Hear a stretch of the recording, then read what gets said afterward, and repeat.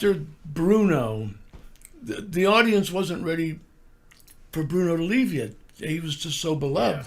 Yeah. And the business was not drawing. It was starting to go down and down because Bruno wasn't wrestling anymore. Okay. And Bob... do you think Backlund was a poor draw in comparison? Well, Bob just couldn't fill his shoes. You know, I mean, in those days, Bob, who was a good wrestler, great athlete, and he was in such great shape that he didn't really look that big. He was, you know, like in such great physical condition, but he didn't look like a gorilla.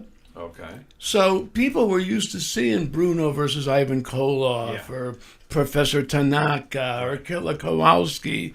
And now Bob Backlund's out there that looks like a high school kid at, 220 pounds.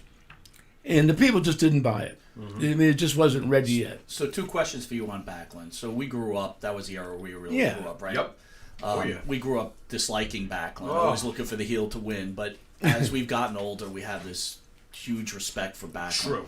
But I've heard you in the past on some other interviews saying that, 2 questions for you, that you felt that Bob almost bankrupted the WWE. Is that Why did if you felt that way, why did Senior feel like he had to keep the strap on Backlund?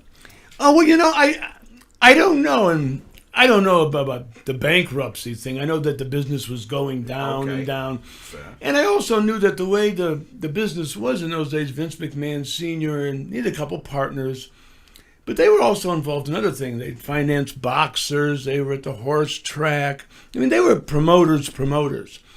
But if their wrestling business went down, that hurt them. So they, would do whatever they could to make the most money they, could. And it was a time I saw business going down. I knew the people were ready to not accept the fact Bruno's done. Mm-hmm. And I was a kid who was known as Bruno's protege. Right. Even though the promoters would say, hey, what's that kid's name? Bruno's protege. Oh, they're Larry. Maybe we'll bring him in.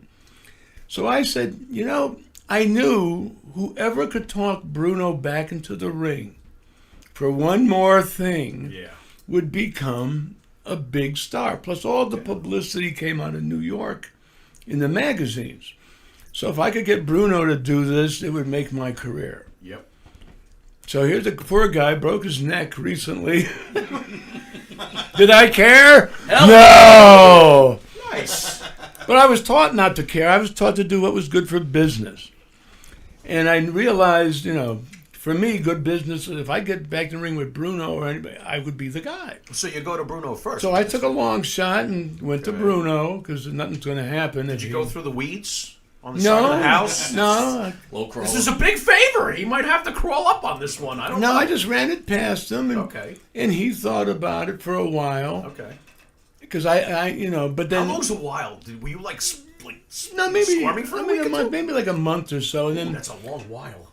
And then finally he came up with a way to do it. I mean, it was my idea, so but Bruno was the one that... Okay. And along with that, it was the secret of programming. Yeah. The secret of programming is what sells out arenas every month. The secret of programming is kind of what's lost today. Thank you. Thank you, Larry. I mean, you got an awesome...